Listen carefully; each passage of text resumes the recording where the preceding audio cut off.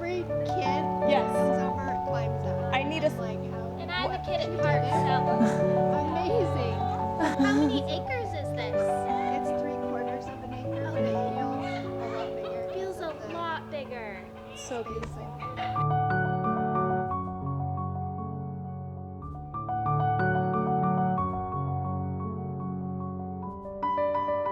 It's a vegan cake. What flavor is it? Well, okay, so it's not very summery, but it's a vegan spice cake. Oh, perfect. But it's my favorite. And then it's got like a vegan butter maple butterscotch kind of thing. Yes. And sweet peas from the garden. Oh, beautiful.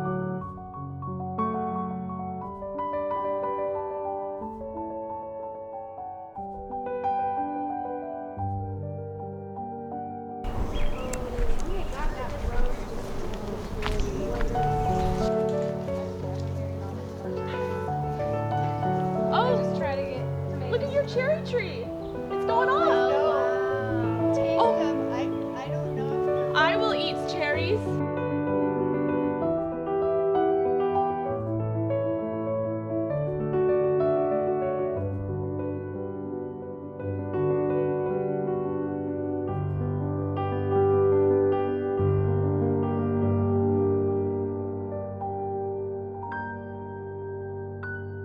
One's over there. Yes.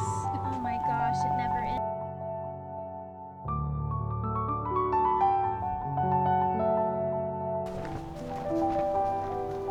We should be barefoot. What are we doing? Right? Yeah.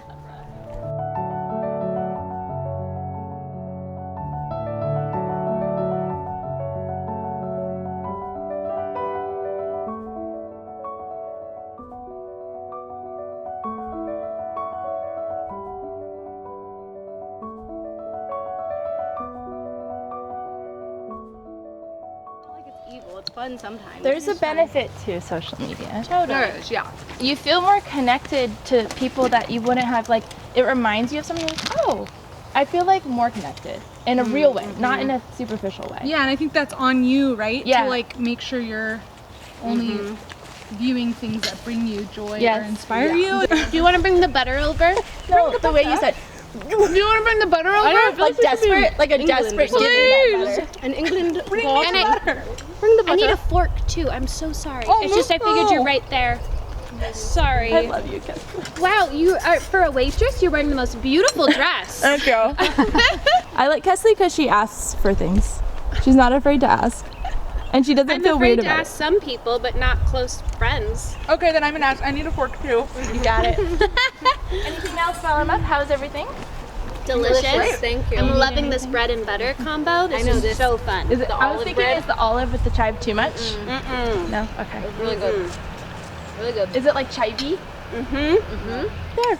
I'm going in the shade. It seems like you have met people through Instagram though. Like that Marnie girl was saying that's how you guys met. Cancabria. You guys are right. Oh, thank you. These are adorable. my mom. These She'll are be so happy that so cute. I love handmade napkins. They're the best. Me too. I feel like that's something we could do. We're just like, oh! Melissa's gonna go to bed at night like this. They get me. paint to stay like mine. No matter if I do that, I'll still get a little green in my yellows. It's okay. And just with the color you're using, you're gonna use. Yeah, you can pick any color. And then a lot of paint on your brush, and you can, if I had already wet my paint and then I dip my brush in more, and then you might need to dip your brush in water and then get a little bit more paint. You're kind of always dipping your brush, although if you don't, Okay. Is this a technique? So you're just showing us different techniques. yeah, to it. these are okay. just different ways of Oh, using cool. watercolor, and then I'll kind of show you how to do it. So the darker your paint is, you could go over it again. How do I do that? So the first one is where it's lighter, and it's, maybe I chose red is probably hard to do that with. Found my new calling.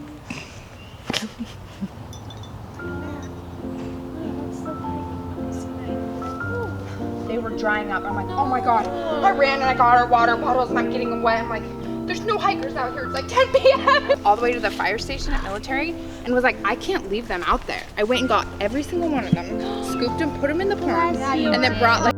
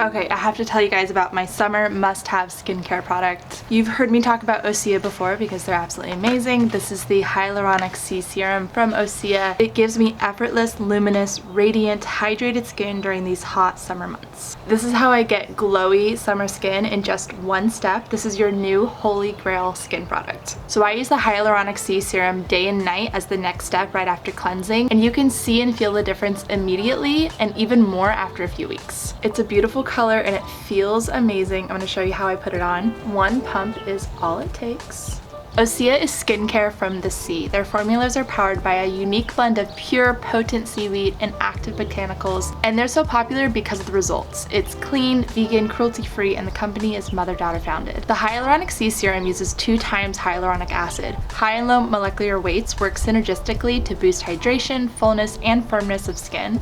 And another key ingredient is volcanic marine ferment, which plumps and smooths fine lines. And then the snow mushroom ingredient seals in the moisture. There's nothing like having glowy skin throughout the summer, so just use the link below and use my 10% off code HannahGlow to start glowing this summer with Osea.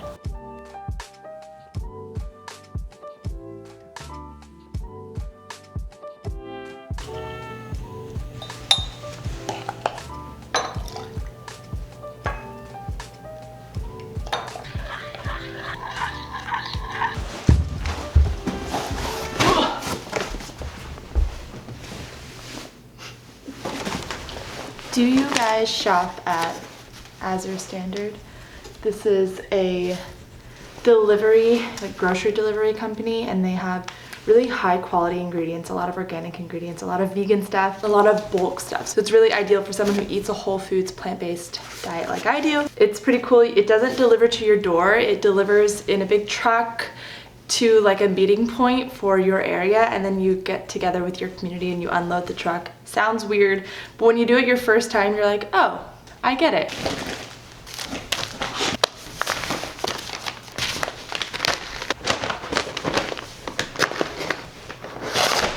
I want you to know that I will 100% get this turmeric golden latte on my white shirt. But I don't even care because 1, this shirt is thrifted, so it's all good. I even got it for free from my friend Gabby, so. And 2, this is the shirt I want to wear, and this is the drink I want to drink, so suck it.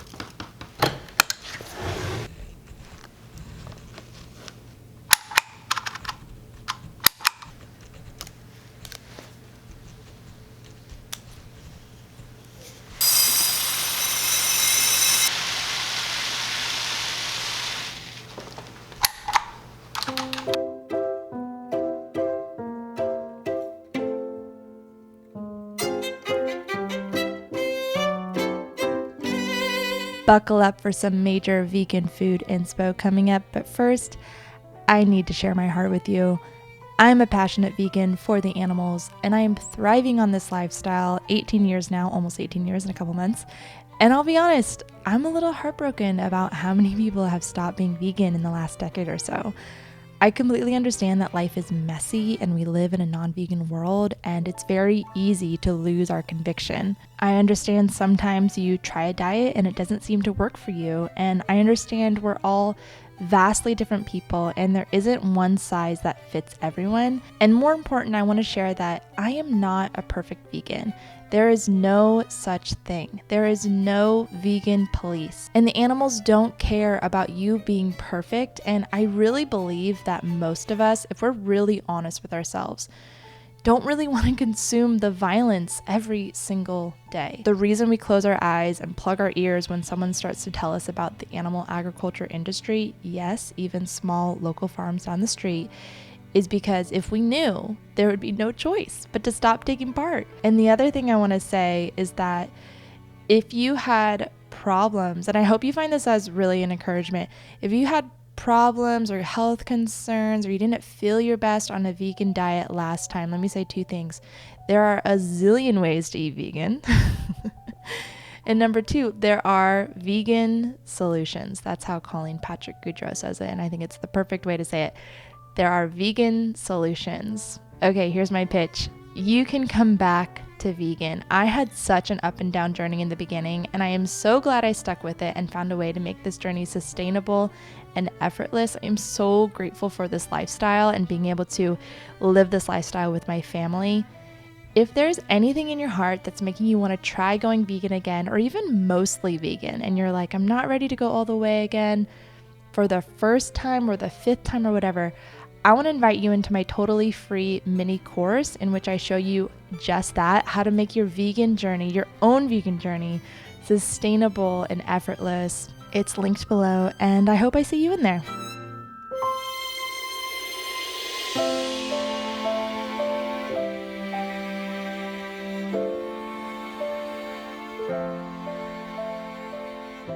Okay. Vegan food. You guys are like, shut up. Tell me about the vegan food. I know many of you have probably made hummus from scratch before using canned beans, but have you ever made fresh chickpeas in the Instant Pot or on the stove and then made hummus while they're still warm? Oh my gosh, you guys, it takes hummus, like the whole hummus experience, to a whole other level. It's such a shame because normally when I'm making homemade hummus, I'm doing it as a meal prep ahead of time, and I never really enjoy the fresh hummus except like licking my fingers when I'm putting it into a container, and then I just put it straight into the fridge and it changes the taste.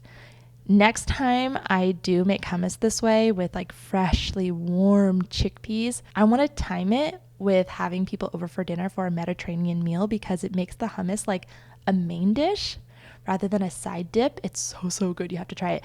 Actually, correct me if I'm wrong, but I believe hummus traditionally is served warm, and this like cold hummus we're all used to in plastic containers is considered a kind of pathetic version of this beloved recipe.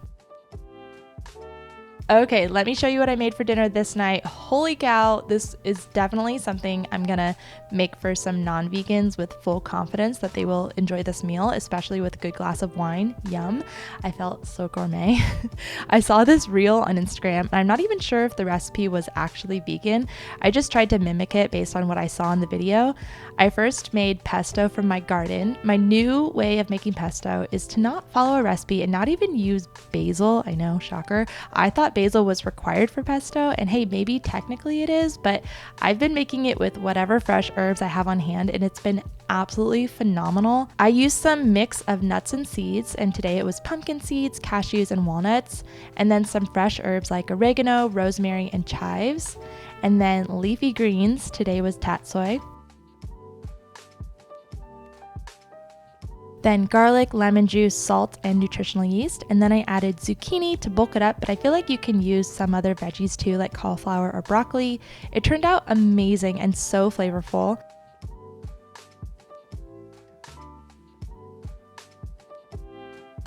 And then I made a vegan ricotta out of tofu, cashews, apple cider vinegar, salt, and nutritional yeast.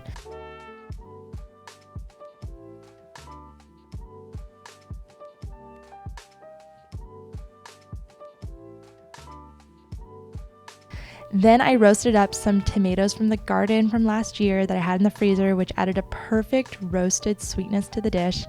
And then the final touch that puts this over the edge, and I had never done this before, I heated up some olive oil in a pan and pan fried some sourdough bread with salt and pepper, which tasted amazing. I combined the pasta, the pesto, the vegan ricotta, the roasted tomatoes, the toasty bread, and a bunch of capers, and voila! A seriously incredible vegan dinner. The flavors were amazing together, and tonight I actually used chickpea pasta for a little extra nutrition. My kids can eat pasta by the pound, and I got nothing against serving them organic white pasta, but it's still just white flour, so I love the assurance that the noodles are actually full of protein and other nutritive properties like fiber and aren't just a carrier food when feeding this kind of meal to my family. Definitely try this meal out this week and tell me how it goes. Sorry it's not like an official recipe written down, but I'm sure you could figure out how to make some pesto and vegan ricotta and make it work. Thank you so much for watching. I'll see you in the next video. We shuffle, we shuffle, we shuffle. It's cute. Trust me, shuffle, shuffle.